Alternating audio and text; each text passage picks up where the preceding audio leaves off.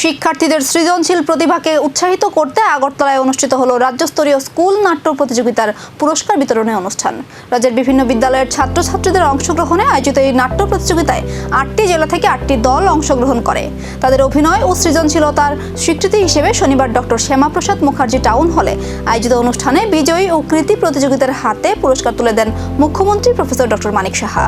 অনুষ্ঠানে উপস্থিত ছিলেন আগরতলা পুর নিগমের মেয়র দীপক মজুমদার, দপ্তরের সচিব কিরণ গিত্তে সহ অন্যান্য আধিকারিকরা। শিক্ষার্থীদের সাংস্কৃতিক প্রতিভাকে আরও উৎসাহিত করার পাশাপাশি বিদ্যালয় পর্যায় থেকেই নাট্যচর্চার মাধ্যমে তাদের সৃজনশীল বিকাশ ঘটানোই এই উদ্যোগের মূল লক্ষ্য। একটু আগে আমাকে বললো যে সকাল থেকেই ড্রামা কম্পিটিশন চলছে, সবাই অলরেডি টায়ার্ড, কাজে এখানে বেশি বক্তৃতা দেওয়ার অবকাশ নেই। এবং এখানে আজকে আমরা একটু আগে স্ক্রিনে কিছু কিছু অংশ দেখানো হলো যে ছাত্রছাত্রীরা কি সুন্দরভাবে তাদের যে নাটক তারা পরিবেশন করেছেন।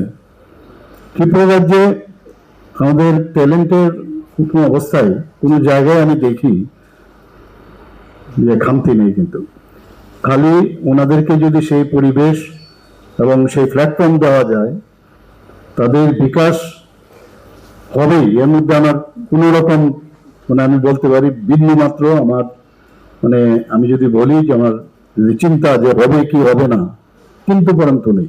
সবাইকে সেই প্ল্যাটফর্ম দেওয়া প্রয়োজন।